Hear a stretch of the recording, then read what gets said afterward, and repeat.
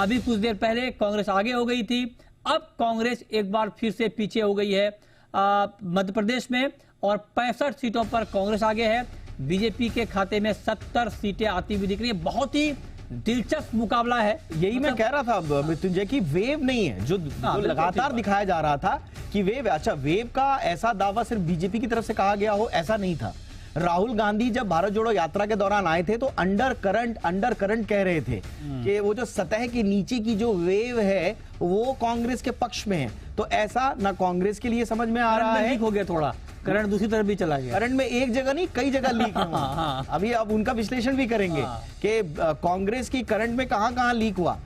ये जो लीकेज हुआ अनिल सर, ये लीकेज के आप दूरी किसे मानते हैं? ये लीकेज दिग्विजय सिंह की वजह से हो गए, ये लीकेज कमलनाथ की वजह से हो गए, या लीकेज का सबसे बड़ा कारण आप मानते हैं कांग्रेस का हाई कमान जो शायद कंफ्यूजन की स्थिति में रहा कि करे तो करे क्या, किसको चेहरा बनाएं, कैसे स्ट्रैटेजी बनाएं?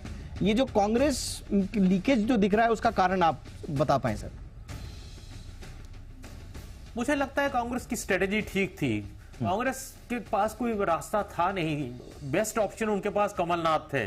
रीजन ये था कि कमलनाथ एक्सेप्टेबल थे सब फैक्शंस को, और वो हुआ भी वही कि सब फैक्शन जो है लामबंद हो गए, फैक्शनलिज्म नहीं हुआ, ग्रुपिज्म नहीं हुआ, तो वहां तक तो उनकी कामयाबी हुई। लेकिन मेरा ये मानना है कि हिंदी बेल्ट के राज्यों में आज के भारतीय जनता पार्टी को हराना या ये सोच लेना कि हम इतनी आसानी से हरा के आगे निकल जाएंगे, ये बड़ा मुश्किल काम है। और ये उस वक्त के जब लोकसभा के चुनाव आ रहे हों। लेकिन मेरा ये मानना है कहीं कमी जो रही वो मुझे लगता है कास्ट कॉम्बिनेशन में कहीं कांग्रेस की कमी जरूर रही है, क्योंकि कमलनाथ बजाते खुद एक ऐसी कास्ट लाइन से आते हैं कि जिसका कुछ कोई आधार है ही नहीं मध्य प्रदेश के जैसे राज्य में। तो कहीं ना कहीं एक कास्ट लाइन का ग्रुप बना के उनको अपने साथ चलाना चाहिए था। कुछ प्रोमिनेंट लोगों को अलग अलग भिन्न भिन्न कास्ट से जो बिलोंग करते हैं उनको साथ रखना चाहिए था। हो सकता है ये कमी at the end of the counting ये कमी कांग्रेस को नजर आए जो उनको भारी पड़ सकती है। ये बात आप बिल्कुल ठीक कह रहे हैं, लेकिन अब तक के जो रुझान है दीपक, उसमें छत्तीसगढ़ और तेलंगाना इसकी तस्वीर कुछ हद तक साफ होती हुई दिख रही है, और बिल्कुल एग्जिट पोल के मुताबिक ये नतीजे आते हुए दिख रहे हैं। छत्तीसगढ़ में कांग्रेस आगे है, तेलंगाना में कांग्रेस आगे है, जैसा कि एग्जिट पोल में दिखाया गया था। लेकिन मुकाबला बेशक दो पर बराबरी का हो कि 2 राज्य कांग्रेस के खाते में और 2 राज्य बीजेपी के खाते में आते हुए दिख रहे हैं, लेकिन वेटेज राजस्थान का और एमपी का बहुत ज्यादा है। लिहाजा पूरी नजर इस पर राजस्थान के रुझान पर और एमपी के रुझान पर टिकी हुई है। वेटेज आपने बोल दिया, बहुत अच्छा किया। मैं यही सवाल अब अनिल सर से पूछना चाह रहा था। आज के चारों राज्यों में अनिल जी वेटेज किस राज्य का है? अगर कांग्रेस तेलंगाना और छत्तीसगढ़ में सरकार बना ले जाती है बनाम मध्य प्रदेश और राजस्थान में बीजेपी, तो राष्ट्रीय फलक पर वेटेज किसका ज्यादा? देखिए, अगर ये सीन बनता है तो इसका मतलब है कि बराबर की टक्कर होगी, बराबर का शेयर लिया है उसके कारण है। हिंदी बेल्ट के 2 राज्य अगर बीजेपी जीत जाती है तो इनका एजेंडा आगे जो लोकसभा चुनाव के लिए चलना है वो उनका और सुदृढ़ होकर चलेगा। बड़ा तामझाम से जनवरी में राम मंदिर का इनॉग्रेशन है, वो सब बड़े और डबल द एनर्जी के साथ होगा।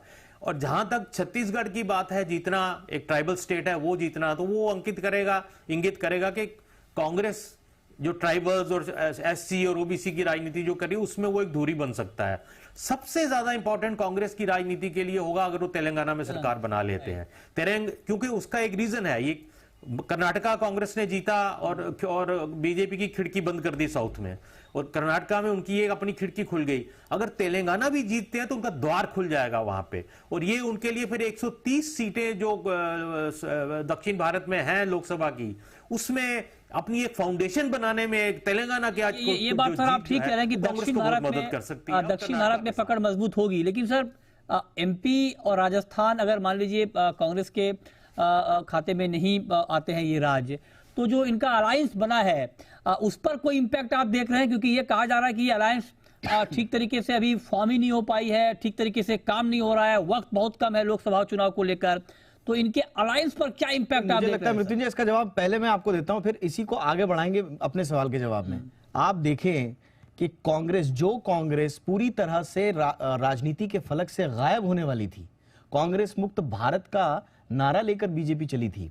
अगर वो इन 4 राज्यों में 2 में सीट सत्ता बना रही है और 2 में कड़ी टक्कर दे रही है, तो आप समझ लीजिए कि कांग्रेस का रेलेवेंस जो है ना, वो अभी आउट ऑफ द कॉन्टेक्स्ट नहीं हुआ है और वो शायद नेगोशिएशन की स्थिति में रहेगी। ये जो इंडिया अलायंस बना है, मेरी बात से सहमत हैं अनिल सर, या कुछ और स्थिति बनेगी? दीपक, मैं बिल्कुल सहमत हूं आपके इस एनालिसिस से, बिल्कुल सहमत हूं। देखिए, 2 राज्य जीत जाना और साउथ की जो मैंने थ्योरी आपको सुनाई है कि 130 सीटों का है, और साउथ दक्षिण भारत हमेशा कांग्रेस का स्ट्रांग पॉइंट रहा है। या बुरे वक्त में इंदिरा गांधी थी तब भी साउथ ने उनकी नैया पार लगवाई, जब नरसिम्हा राव का चुनाव हुआ तब भी नैया पार साउथ ने लगवाई। तो अगर कर्नाटक जीतने के बाद, अगर तेलंगाना जहां पे आज तक तेलंगाना बनने के बाद कांग्रेस हाशिए पे चली गई थी, जीती ही नहीं और जीत के सरकार बनाती है, तो दक्षिण भारत में बहुत बड़ी उपलब्धि होगी 130 सीटों को लेकर। और अगर हिंदी बेल्ट के 2 मुख्य राज्यों में छत्तीसगढ़ जीत जाते हैं और मध्य प्रदेश और राजस्थान जैसे 2 मुख्य हिंदी बेल्ट के राज्य में अगर क्लोज सेकंड भी आते हैं, तो मुझे लगता है कांग्रेस की फिर भी बहुत बड़ी अचीवमेंट होगी। और इंडिया अलायंस में एक अपना वर्चस्व दिखाने के लिए, या अपनी बात एक गिनाने के लिए, या एक कोशिश कांग्रेस की थी कि बतौर एक नेशनल पार्टी वो इंडिया अलायंस में धुरी का काम करें, जो कोई क्षेत्रीय छत्रप मानने को कई तो मान चुके हैं, कई मानने को तैयार नहीं थे। मुझे लगता है ये भी अगर हो जाता है तो उसके बाद भी कांग्रेस की स्थिति कुछ इंडिया अलायंस के अंदर भी ठीक होगी और अलायंस कांग्रेस के इर्द गिर्द बुना जा सकता है। और दूसरा, केसीआर की हार, मृत्युंजय, केसीआर की हार ये भी बता रही है कि आप बिना कांग्रेस को साथ लिए हुए एक मजबूत अलायंस का परिकल्पना नहीं कर सकते।